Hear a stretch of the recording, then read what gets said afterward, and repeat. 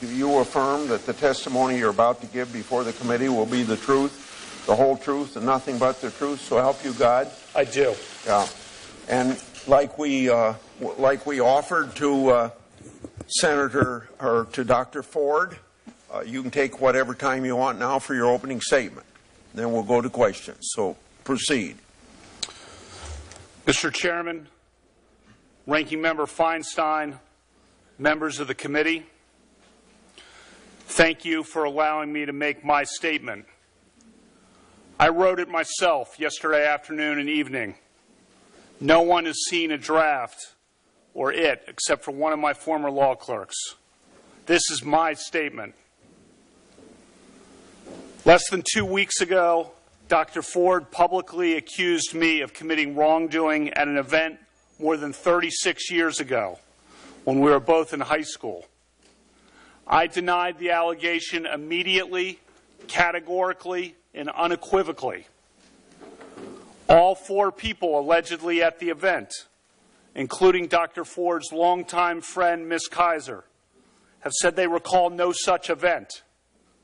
Her longtime friend, Ms. Kaiser, said under penalty of felony that she does not know me and does not believe she ever saw me at a party ever.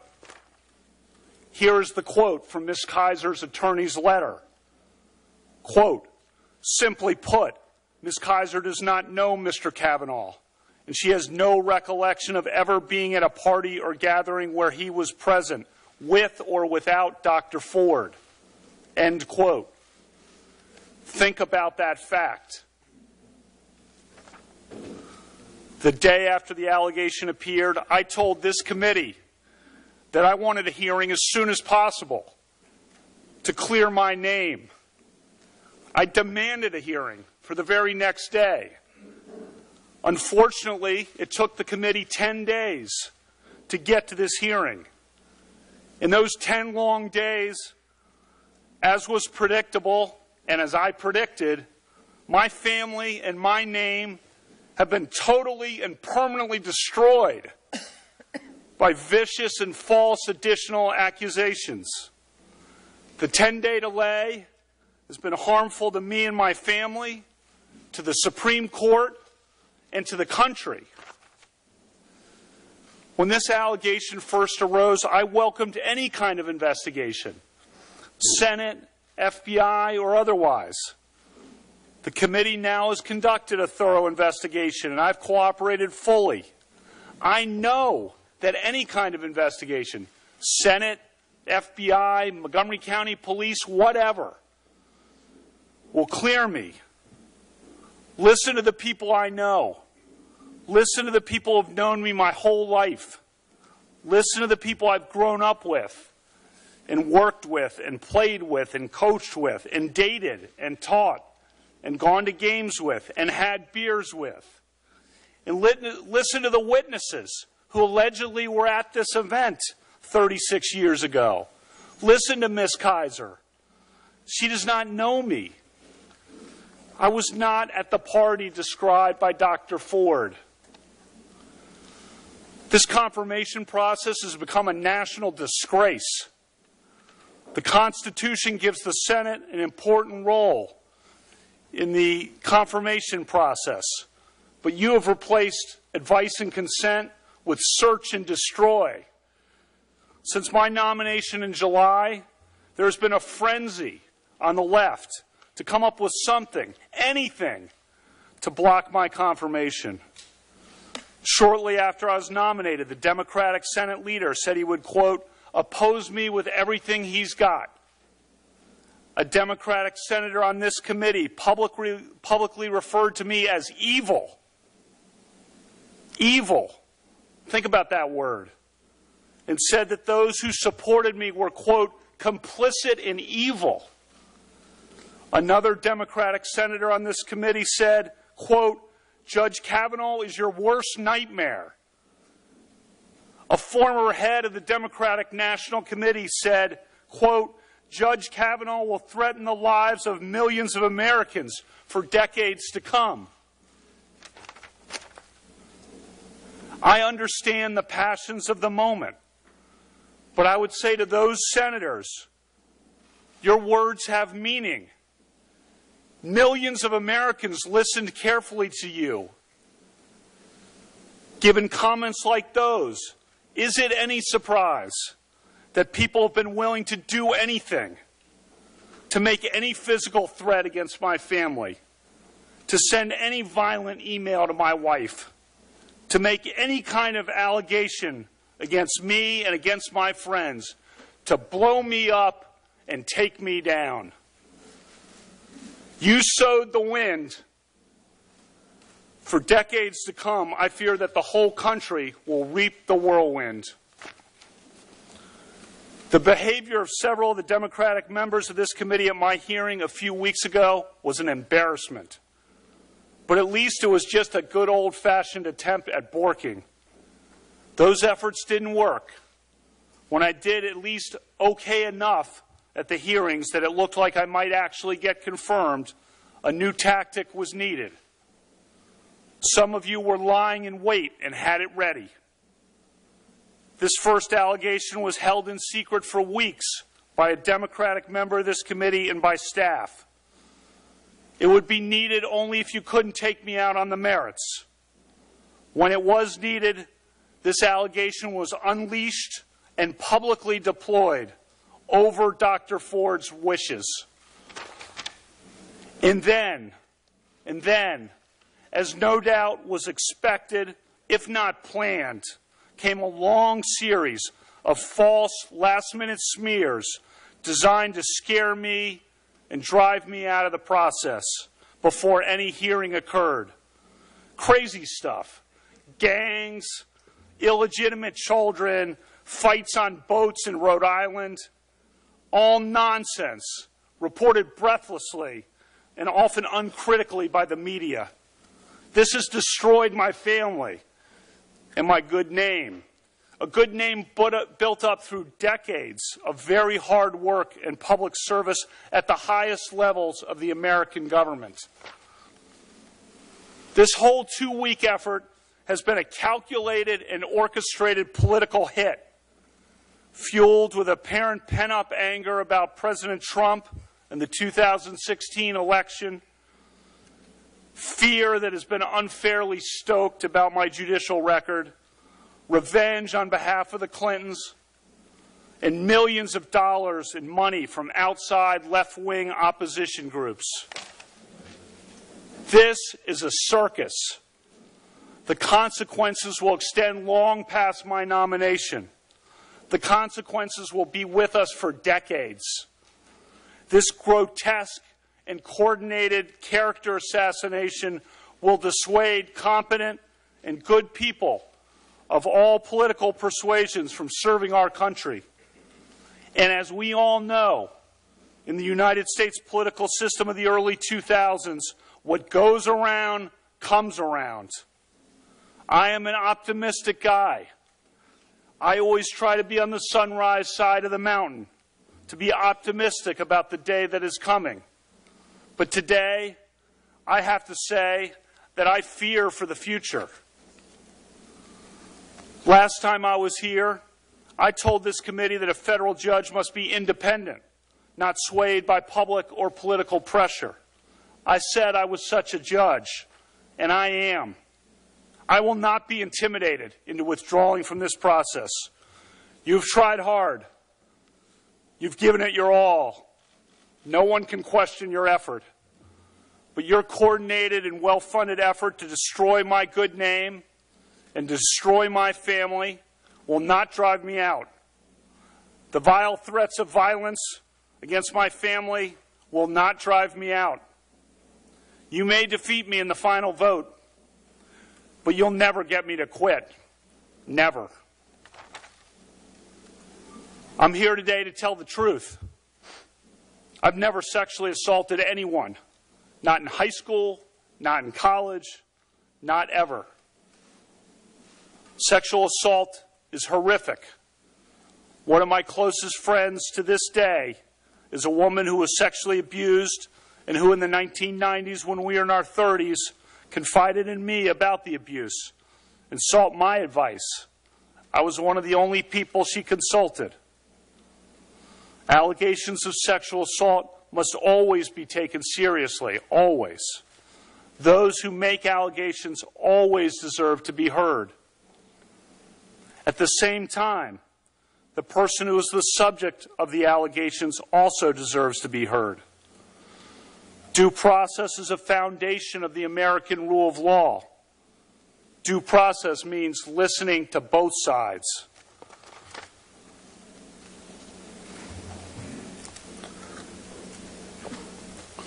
As I told you at my hearing 3 weeks ago, I'm the only child of Martha and Ed Kavanaugh. They are here today. When I was 10, my mom went to law school, and as a lawyer, she worked hard and overcame barriers, including the workplace sexual harassment that so many women faced at the time and still face today. She became a trailblazer, one of Maryland's earliest women prosecutors and trial judges. She and my dad taught me the importance of equality and respect for all people, and she inspired me to be a lawyer and a judge. Last time I was here, I told you that when my mom was a prosecutor and I was in high school, she used to practice her closing arguments at the dining room table on my dad and me. As I told you, her trademark line was, "Use your common sense. What rings true? What rings false?" Her trademark line is a good reminder as we sit here today, some 36 years after the alleged event occurred, when there is no corroboration, and indeed it is refuted by the people allegedly there. After I have been in the public arena for 26 years without even a hint, a whiff of an allegation like this, and when my nomination to the Supreme Court was just about to be voted on at a time when I'm called evil by a Democratic member of this committee, while Democratic opponents of my nomination say people will die if I am confirmed. This onslaught of last-minute allegations does not ring true. I'm not questioning that Dr. Ford may have been sexually assaulted by some person in some place at some time. But I have never done this to her or to anyone. That's not who I am. It is not who I was. I am innocent of this charge. I intend no ill will to Dr. Ford and her family. The other night, Ashley and my daughter Liza said their prayers, and little Liza, all of 10 years old,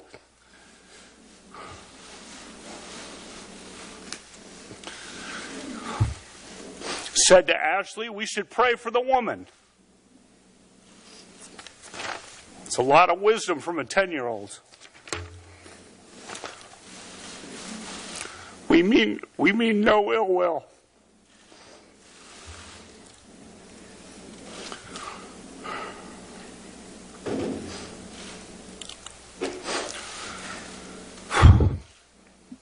First, let's start with my career.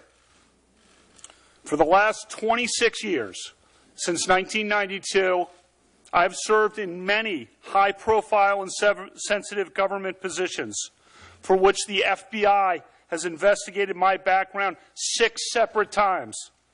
6 separate FBI background investigations over 26 years, all of them after the event alleged here. I have been in the public arena and under extreme public scrutiny for decades. In 1992, I worked for the Office of Solicitor General in the Department of Justice. In 1993, I clerked on the Supreme Court for Justice Anthony Kennedy. I spent 4 years in the Independent Counsel's Office during the 1990s. That office was the subject of enormous scrutiny from the media and the public. During 1998, the year of the impeachment of President Clinton, our office generally, and I personally, were in the middle of an intense national media and political spotlight. I and other leading members of Ken Starr's office were opposition researched from head to toe, from birth through the present day. Recall the people who were exposed that year of 1998 as having engaged in some sexual wrongdoing or indiscretions in their past. One person on the left even paid $1 million for people to report evidence of sexual wrongdoing, and it worked.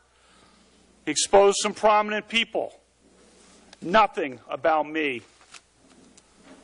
From 2001 to 2006, I worked for President George W. Bush in the White House.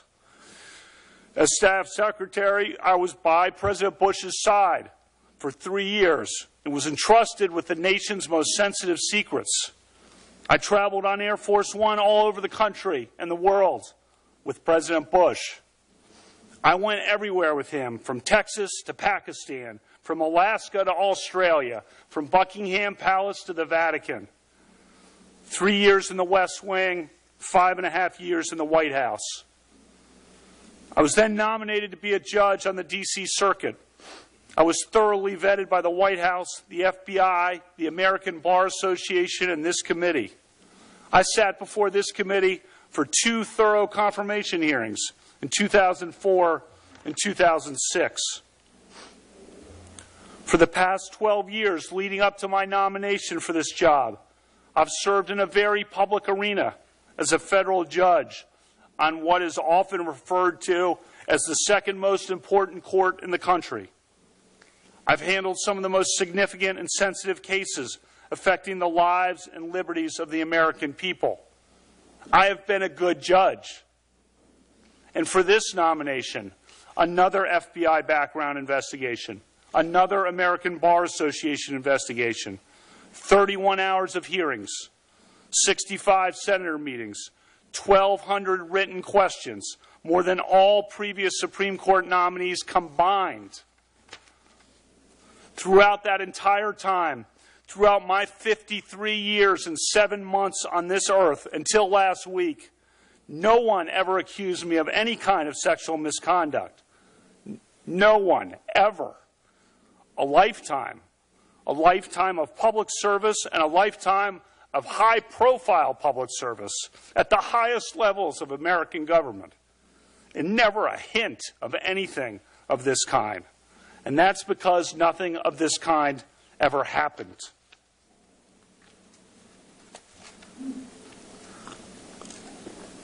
Second, let's turn to specifics. I categorically and unequivocally deny the allegation against me by Dr. Ford. I never had any sexual or physical encounter of any kind with Dr. Ford.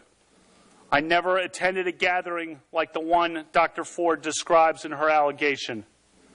I've never sexually assaulted Dr. Ford or anyone.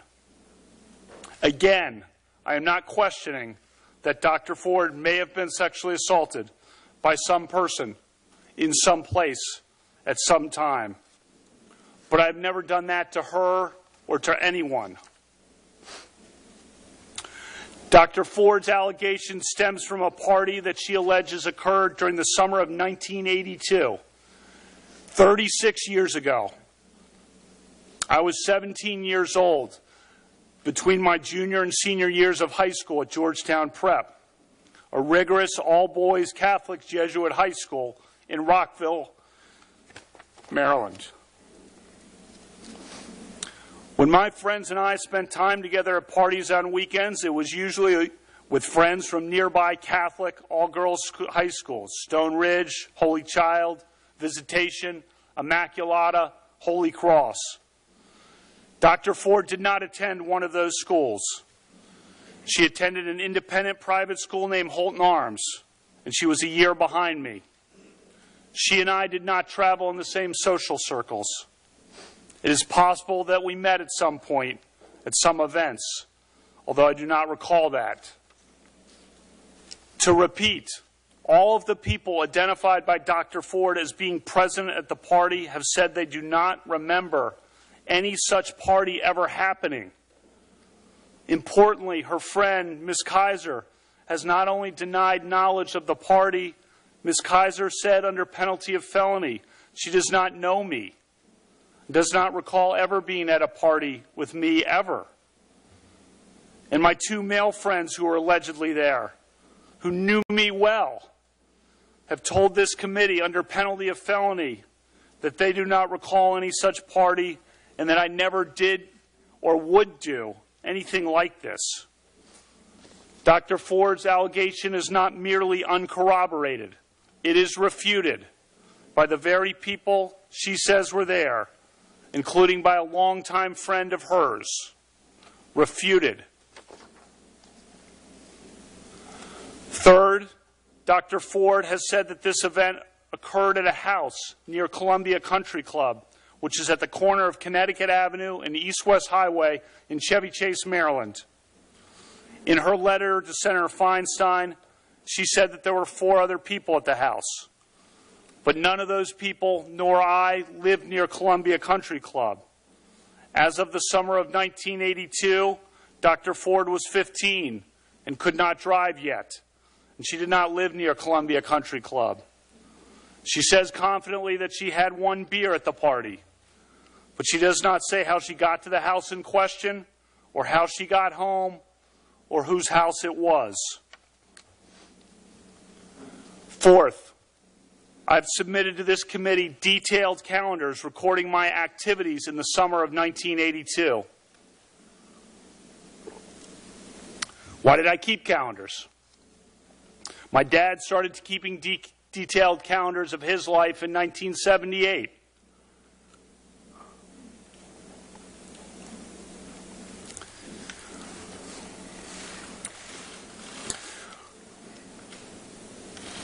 He did so as both a calendar and a diary.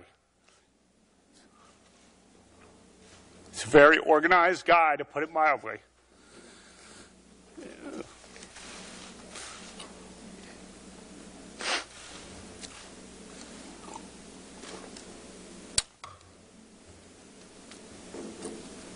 Christmas time, we sit around and he regales us with old stories. Old milestones, old weddings, old events from his calendars.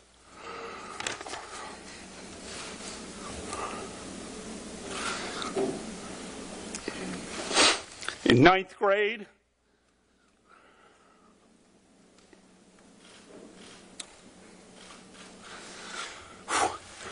in 1980, I started keeping calendars of my own. For me also, it's both a calendar and a diary. I've kept such calendars, diaries for the last 38 years. Mine are not as good as my dad's in some years. And when I was a kid, the calendars are about what you would expect from a kid. Some goofy parts, some embarrassing parts. But I did have the summer of 1982 documented pretty well. The event described by Dr. Ford presumably happened on a weekend, because I believe everyone worked and had jobs in the summers. And in any event, a drunken early evening event of the kind she describes presumably happened on a weekend. If it was a weekend, my calendars show that I was out of town almost every weekend night before football training camp started in late August. The only weekend nights that I was in D.C. were Friday, June 4, when I was with my dad at a pro golf tournament.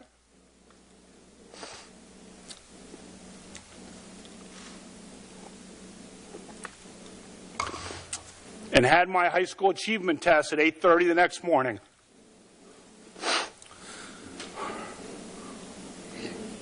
I also was in D.C. on Saturday night, August 7th. But I was at a small gathering at Becky's house in Rockville with Matt, Denise, Lori, and Jenny. Their names are all listed on my calendar. I won't use their last names here. And then on the weekend of August 20 to 22nd, I was staying at the Garretts with Pat and Chris as we did final preparations for football training camp that began on Sunday the 22nd.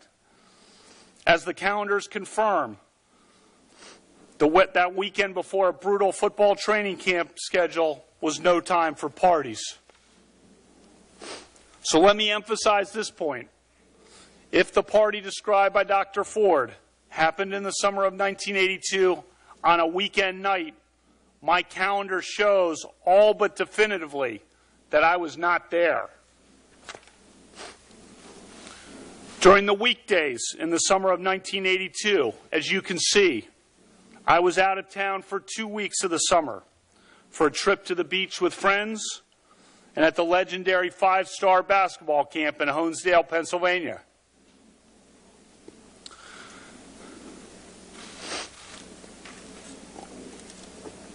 When I was in town, I spent much of my time working out, lifting weights, playing basketball, or hanging out and having some beers with friends as we talked about life and football and school and girls. Some have noticed that I didn't have church on Sundays on my calendars. I also didn't list brushing my teeth. And for me, going to church on Sundays was like brushing my teeth. Automatic. Still is. In the summer of 1981, I had worked construction.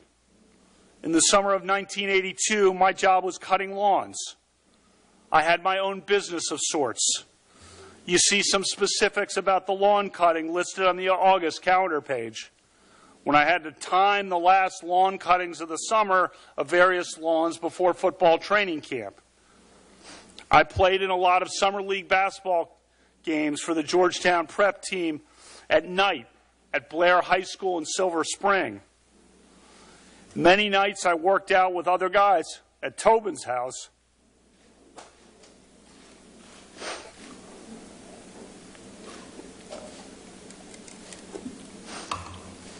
He was the great quarterback on our football team, and his dad ran workouts or lifted weights at Georgetown Prep in preparation for the football season. I attended and watched many sporting events, as is my habit to this day. The calendars show a few weekday gatherings at friends' houses after a workout or just to meet up and have some beers. But none of those gatherings included the group of people that Dr. Ford has identified. And as my calendars show, I was very precise about listing who was there. Very precise. And keep in mind, my calendars also were diaries of sorts, forward-looking and backward-looking, just like my dad's. You can see, for example, that I crossed out missed workouts and the canceled doctor's appointments, and that I listed the precise people who had shown up for certain events. The calendars are obviously not dispositive on their own, but they are another piece of evidence in the mix for you to consider.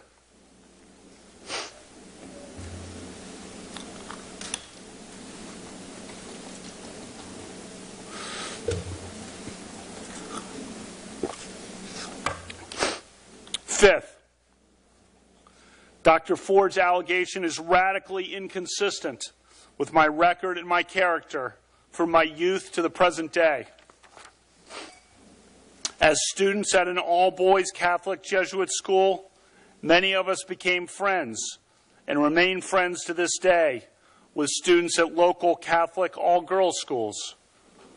One feature of my life that has remained true to the present day is that I've always had a lot of close female friends. I'm not talking about girlfriends. I'm talking about friends who are women.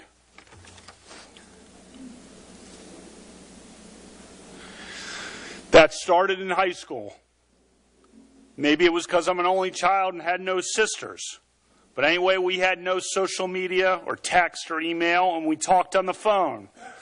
I remember talking almost every night, it seemed, to my friends Amy or Julie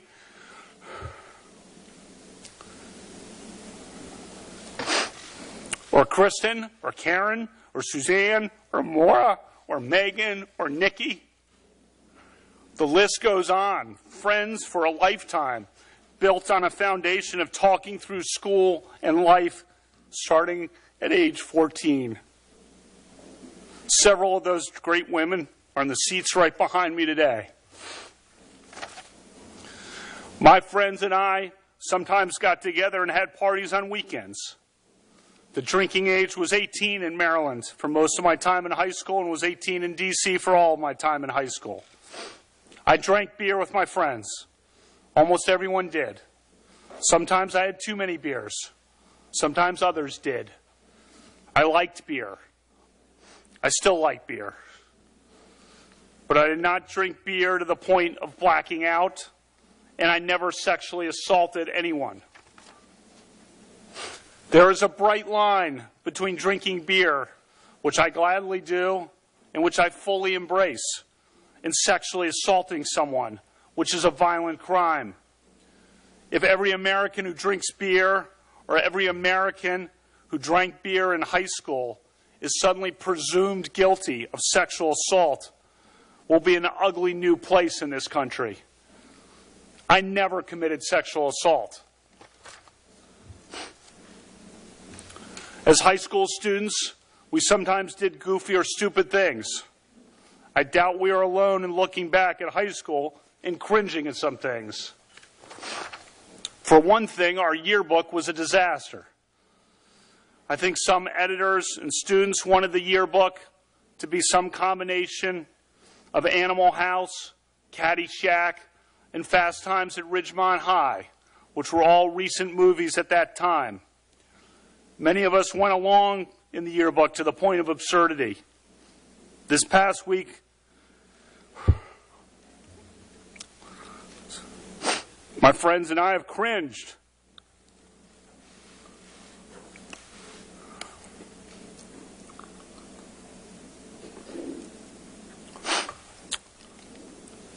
When we read about it and talked to each other.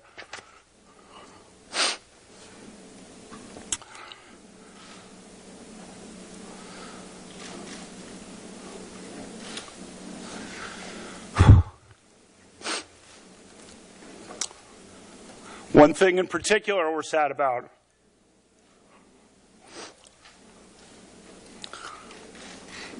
One of our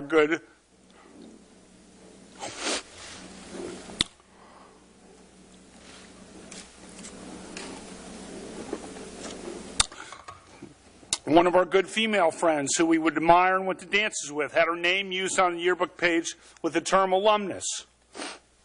That yearbook reference was clumsily intended to show affection and that she was one of us. But in this circus, the media has interpreted the term as related to sex. It was not related to sex. As the woman herself noted to the media on the record, she and I never had any sexual interaction at all. I'm so sorry to her for that yearbook reference.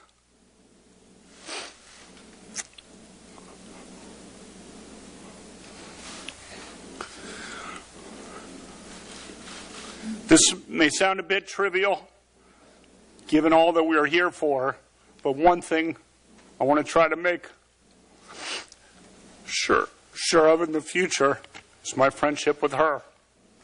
She was and is a great person. As to sex, this is not a topic I ever imagined would come up at a judicial confirmation hearing, but I want to give you a full picture of who I was. I never had sexual intercourse or anything close to it during high school or for many years after that. In some crowds, I was probably a little outwardly shy about my inexperience. Tried to hide that. At the same time, I was also inwardly proud of it. For me and the girls who I was friends with, that lack of major or rampant sexual activity in high school was a matter of faith and respect and caution. The committee has a letter from 65 women who knew me in high school.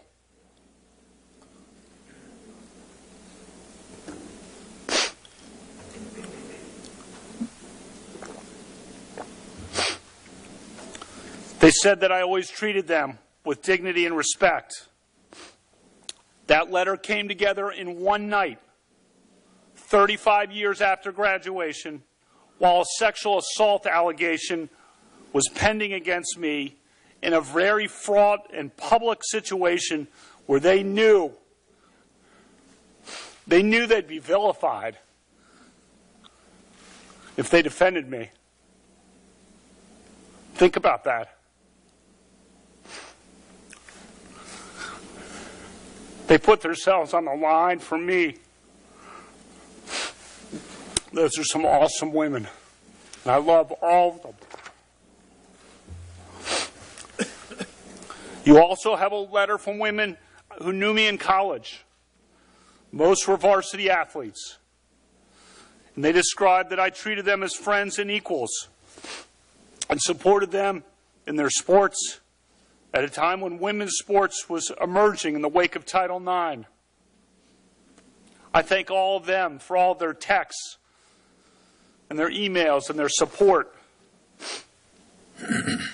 One of those women friends from college, a self-described liberal and feminist, sent me a text last night that said, quote, "Deep breaths.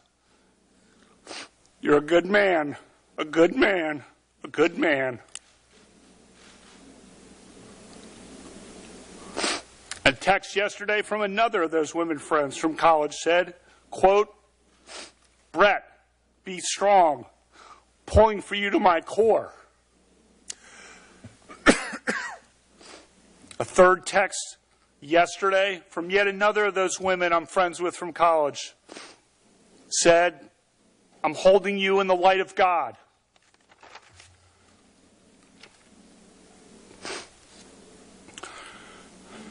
As I said in my opening statement the last time I was with you, cherish your friends, look out for your friends, lift up your friends, love your friends. I've felt that love more over the last 2 weeks than I ever have in my life. I thank all my friends. I love all my friends.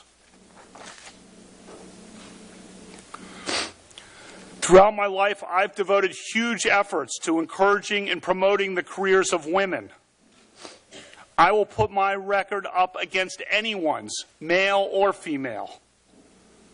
I am proud of the letter from 84 women who worked with me at the Bush White House from 2001 to 2006 and described me as, quote, "a man of the highest integrity." Read the op-ed from Sarah Day from Yarmouth, Maine. She worked in Oval Office operations outside of President Bush's office. Here's what she recently wrote in centralmaine.com. And today she stands by her comments. Quote, "Brett was an advocate for young women like me. He encouraged me to take on more responsibility and to feel confident in my role. In fact, during the 2004 Republican National Convention, Brett gave me the opportunity to help with the preparation and review of the President's remarks, something I never would have had the chance to do if he had not included me. And he didn't just include me in the work. He made sure I was at Madison Square Garden to watch the President's speech instead of back at the hotel watching on TV." End quote.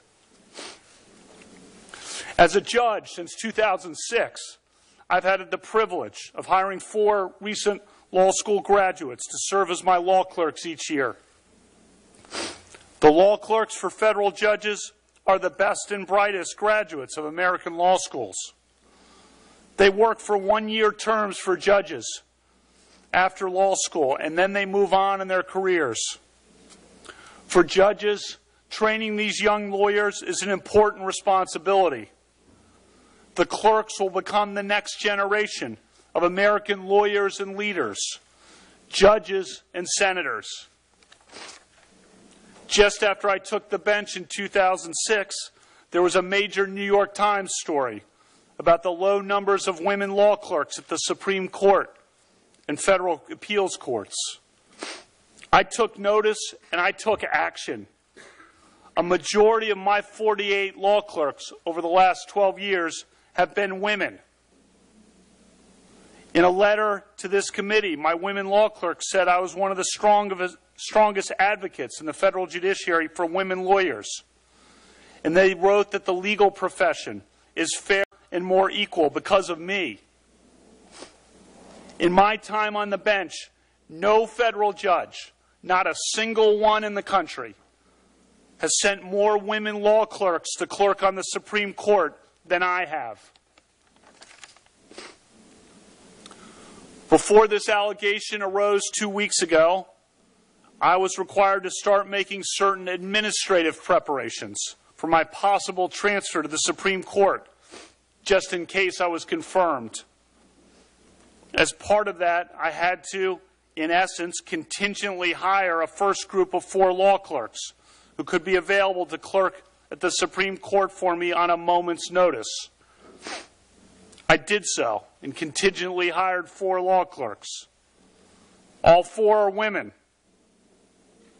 If confirmed, I'll be the first justice in the history of the Supreme Court to have a group of all women law clerks. That is who I am. That is who I was. Over the past 12 years, I've taught constitutional law to hundreds of students, primarily at Harvard Law School, where I was hired by then Dean and now Justice Elena Kagan. One of my former women students, a Democrat, testified to this committee that I was an even-handed professor who treats people fairly and with respect. In a letter to this committee, my former students, male and female alike, wrote that I displayed a character that impressed us all. I love teaching law, but thanks to what some of you on this side of the committee have unleashed, I may never be able to teach again. For the past 7 years, I've coached my 2 daughters' basketball teams. You saw many of those girls when they came to my hearing for a couple of hours. You have a letter from the parents of the girls I coached that describe my dedication, commitment, and character. I coach because I know that a girl's confidence on the basketball court translates into confidence in other aspects of life.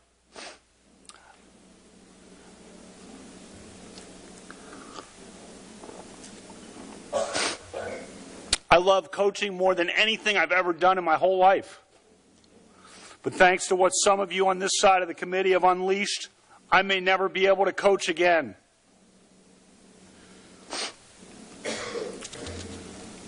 I've been a judge for 12 years. I have a long record of service to America and to the Constitution. I revere the Constitution. I am deeply grateful to President Trump for nominating me. He was so gracious to my family and me on the July night he announced my nomination at the White House.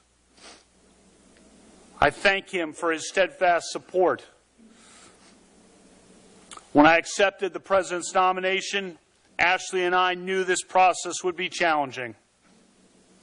We never expected that it would devolve into this.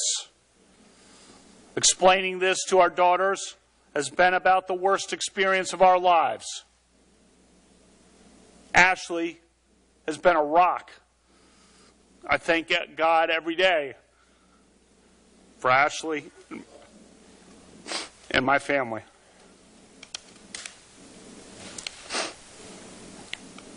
We live in a country devoted to due process and the rule of law. That means taking allegations seriously. But if the mere allegation, the mere assertion of an allegation, a refuted allegation from 36 years ago, is enough to destroy a person's life and career, we will have abandoned the basic principles of fairness and due process that define our legal system and our country. I ask you to judge me by the standard that you would want applied to your father, your husband, your brother, or your son.